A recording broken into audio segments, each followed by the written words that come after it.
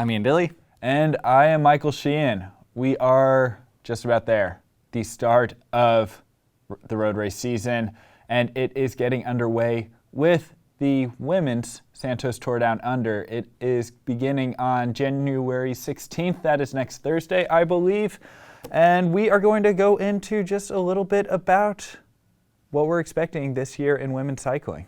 We are going to cover the big storylines ahead of the 2020 road racing season, and then Michael and I are going to give our way too early picks for the major events of this year. Let's start with the big storyline for me, the Olympic road race, Olympic year. On the men's side of the sport, we have the Tour de France. It really stands above every event, including the Olympics, in terms of prestige, the race that every rider wants to be in and potentially win if they can. I'm not sure that's true this year. Everybody's skipping the Tour de France. We'll see. We're going to get into that. We'll see. But on the women's side, there is no marquee event, no major event that towers above all the others. Some women want to win the Giro Rosa. For some, the Tour of Flanders is the big event, the Road World Championships. But the Olympics, which comes around every 4 years, is the biggest stage in the women's professional side of the sport, the race that every professional woman wants to win if they can, or at least be on a winning team. Let's get into what this means for the 2020 season and how it will affect this season of road racing for the women. Yeah, first off, I think that we should say that the Olympic course, it is 138 kilometers long in Tokyo, outside of Tokyo around Mount Fuji. There is 7,500 feet of climbing.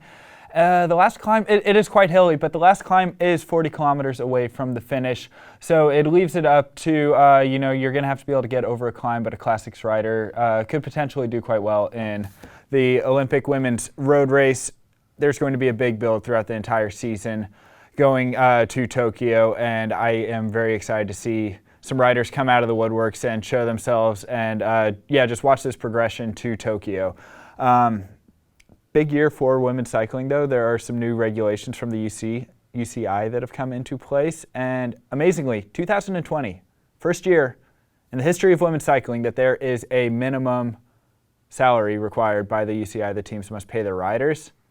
It is a whopping 15,000 euros.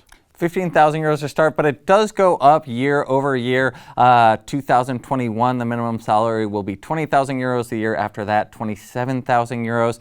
The goal is to eventually bring the minimum salary for female professionals in line with male professionals on the professional continental side of the sport. Certainly, barely if a living wage for a professional female cyclist, but a start.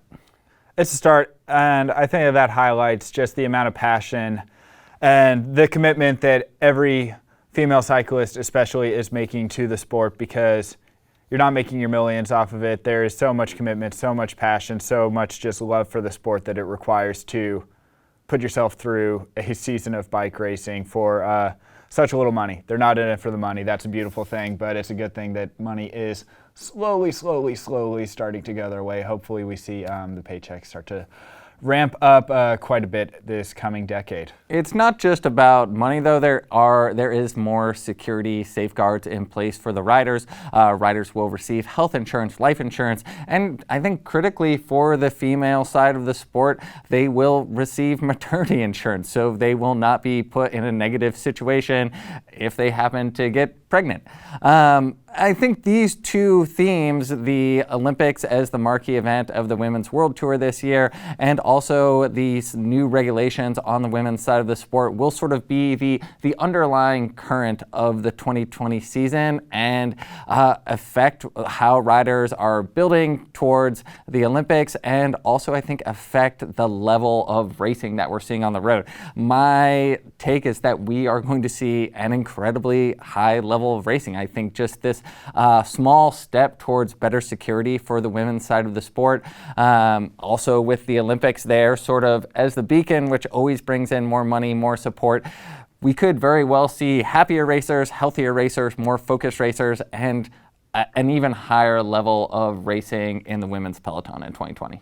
Yeah, but to kind of go back to this question of security that you brought up in the Women's World Tour Peloton, while it is supposed to be bolstered with these new reforms, there is one team who is very much in doubt, and this is one of the teams that is one of the best teams in the world, and they have not secured a title sponsor. That is Boel Stolmans. What's going on there?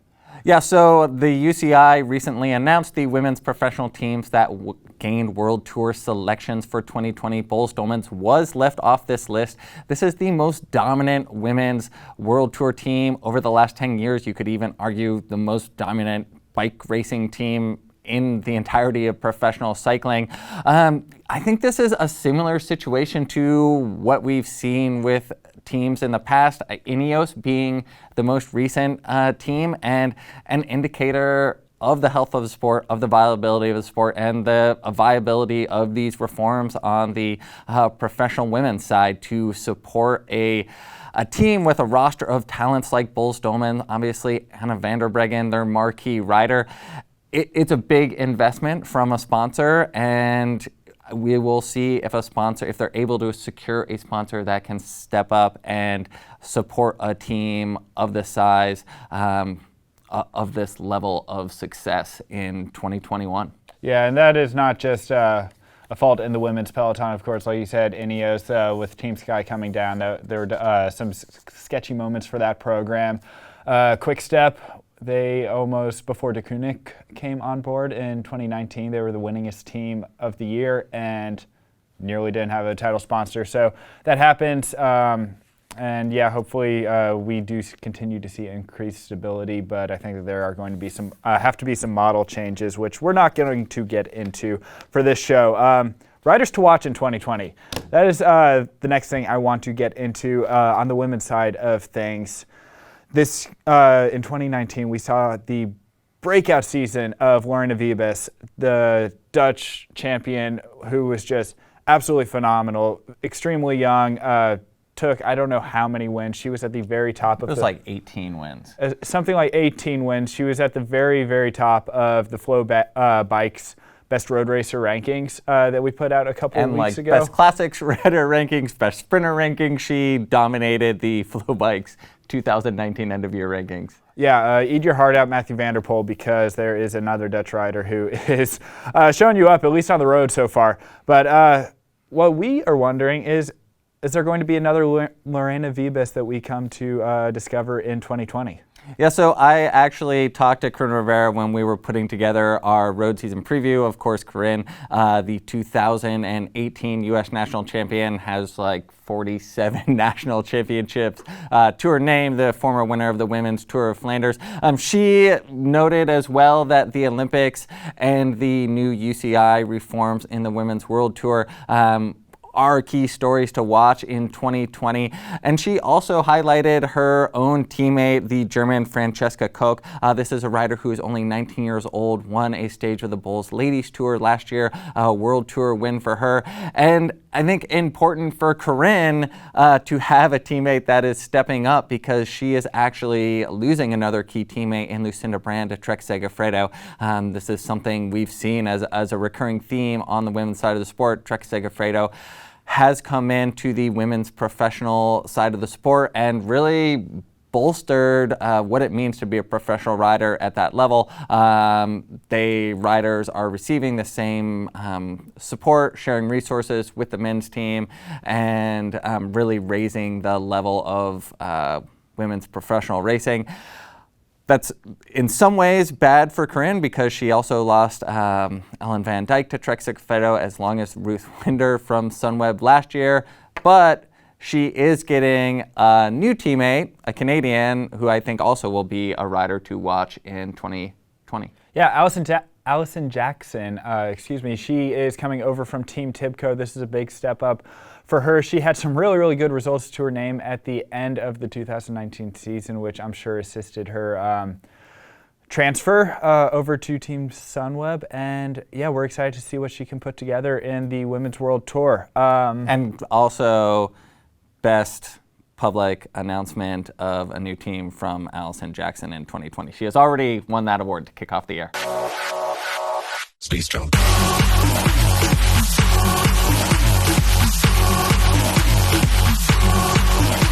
it was fantastic. Go over to her Instagram page and give that a like, I have to say.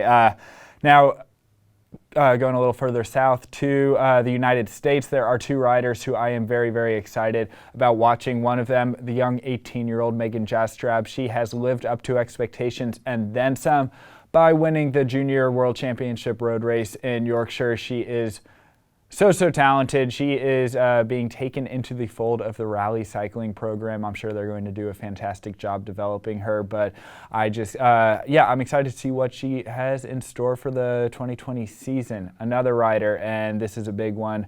It's an Olympic year. Olympics are a big goal for her. Chloe Dagger. Chloe Dagger absolutely dominated the individual time trial at the Road Race World Championships. Obviously, I'm just going to say the strongest female rider in the sport right now. Doesn't have the climbing prowess as someone like Annemiek van Vleuten, but on a flat rolling terrain, she is essentially untouchable, and it will be really interesting to see what she does in 2020, targeting both the team pursuit on the track as well as the individual time trial championship at the Olympics. Yeah, Chloe Dagger, she has 2 potential gold medals to earn in Tokyo, and the preparation that she's going to have to put in to do that throughout 2020, I have no idea what that's going to look like, because these are, while they're similar efforts, they're not that similar. 4 kilometer team pursuit just is very, very different from an individual time trial. You have to have a big motor for both, but that's about where the similarities end. So how she balances those 2 ambitions is going to be very interesting to watch. There's going to be a big rivalry, though, and this is the Dutch rivalry. We saw it unfold at the 2016 Rio Olympics, and it has been going pretty much ever since then. Annemiek van Vleuten versus Anna van der Breggen. Yeah, this is really the rivalry of this era. I mean, these 2 riders seem to keep going back and forth in terms of their titles. Anna van der Breggen was the 2018 world champion. Annemiek van Vleuten took the title in 2019. And it will be really interesting to see how these riders build toward the Olympics. Obviously, van der Breggen won the title in 2016 after van Vleuten suffered quite a horrific crash at the bottom of the descent on the Rio course.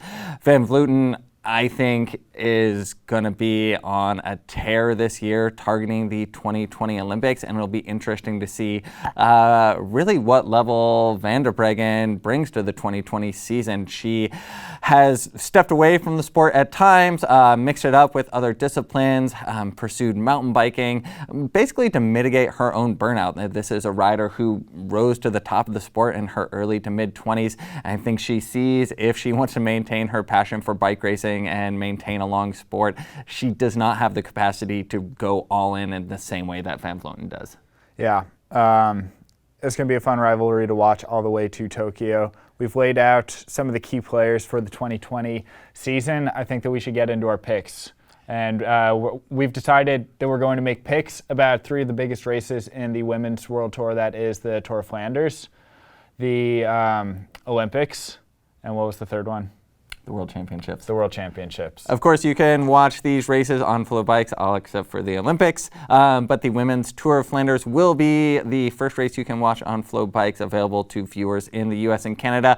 I'm going to give my pick first, and I am going to go with the Polish rider Katia Niewiadoma. Flanders is not necessarily a course that completely suits Niewiadoma. She is a very explosive climber, but I think if given a leash on the Paterberg, she can certainly solo to victory from there. And we saw her have really an incredible win at Amstel Gold, her kind of breakout victory at the top of the sport in 2019. I expect more big things from her at Flanders. I like that. Niewiadoma, she put in a really, really brave ride at Flanders last year. She was close but no cigar. There's one problem with that pick, though. She's not strong enough because Annemiek van Vleuten is going to be in the race. And van Vleuten is my pick. We saw her just do a 100-kilometer solo time trial in the World Championship road race in Yorkshire in 2019. Who can compete with her? Nobody. Would have won Flanders last year, I believe, had she not let out the sprint from 500 meters to go. I also agree. So Annemiek van Vleuten, my pick for Tour of Flanders. All right, moving on to the Olympics. We we got into what the Olympic course looks like, but we didn't necessarily get into how it will play out for the riders vying for this race. And we also have a long ways to go in terms of seeing what riders will actually be at this race, because the selection criteria is so stringent, is so strict. We don't even know who will be there from the U.S. team, how many spots will be allotted, with Chloe Dagger also racing on the track. But I'm going to go out on a limb here and go with Corinne Rivera. After talking to Corinne earlier today, she is 100% focused on this Olympic road race. Felt like she has proven over the last couple years that she can make it over these climbs, that she can ride with some of the best riders in the world on these demanding courses. And I agree with her. If you look at what she did at the Women's Tour of Norway, going toe-to-toe with Marianne Vos over the course of that race and finishing second overall, I think Rivera has what it takes to take the Olympic gold, and I think that the U.S. women will finally put it together for a big result on the international stage. Again, I like your pick. Corinne Rivera, what she did at the World Championships in Innsbruck 2 years ago, it shows that she can be a major championship rider. She has what it takes, I believe, for a great ride in Tokyo. There's one problem, though. She's not strong enough, because Annemiek van Vleuten is going to be in the race. My pick is Annemiek van Vleuten. Did you see her solo for 100 kilometers in the Yorkshire World Championships? There's nothing anybody can do. Moving on to the World Championships, which will take place in Switzerland. I think this is sort of like the, I don't know, maybe the makeup race for the Olympics. If you don't win a medal at the Olympics, you always have the World Championships a couple months later. I'm going to go with Anna van der Breggen for this one. Simply because it is a hilly course, it is a climbing course. If you saw what van der Breggen did at the World Championships in Innsbruck on a similarly demanding course, it is clear that she can climb even better than Annemiek van Vleuten when they are both at their peak form, and I believe she is going to take another road race world title. Again, I agree. I think that she has proven that she can win a world championship, and I hope that we are going to see van der Breggen Van Vleuten battle. I really, really hope that we're going to see that at the World Championships and throughout the entire season. It was disappointing not watching Anna van der Breggen race road so much in 2019. However, Annemiek van Vleuten is probably going to be at the World Championships again. And she's going to win. I don't see any way around it. Unless she crashes and breaks her knee and has to settle for a top 10 with a broken knee. Yeah, I think that Annemiek van Vleuten is really her own worst enemy. If she keeps the rubber side down, who can beat her? Nobody. That's my hot take. Safe fix. Okay. Safe fix from Michael Sheehan. All right. We are going to wrap up today's show with a news item. This actually happened a few weeks ago, but Rory Sutherland of the newly formed World Tour team, Israel Startup Nation, the 37-year-old Australian rider, suffered a really bad injury at training camp. Broke his leg, but not in the way that you would expect. No, Rory Sutherland, for reasons I cannot even imagine, was riding an e-scooter. What would possess anybody to do such a thing is beyond me. But yep, he broke his leg. He took one for the team. He showed the world how dangerous and reckless these machines are.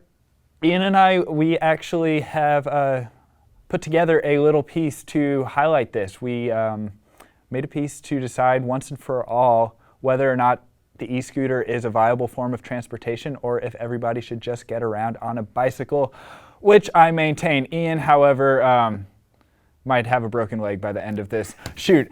We will see. Please watch this preview. The full-length video is going to be coming out on FloBikes a little bit later this week. Enjoy. We will see you next time. It's a sale on scooters. Oh, I can use it with Uber. I'm Ian Dilly. And I am Michael Sheehan. Today we are discussing which vehicle is better, bicycles or e-scooters? Now, obviously it's the bicycle, and I'm going to explain why. As cyclists, we have fought tooth and nail for every insufficient inch of cycling infrastructure that we have. Seemingly overnight, these bandit scooter companies, they've come in with truckloads of scooters, they've dumped them onto our street corners, set them loose on bike paths and bicycle thoroughfares all over. Bicycles are definitely the answer, but scooters could be an answer too. I'm for anything that takes cars off the road. Also, they look like they're a blast to ride.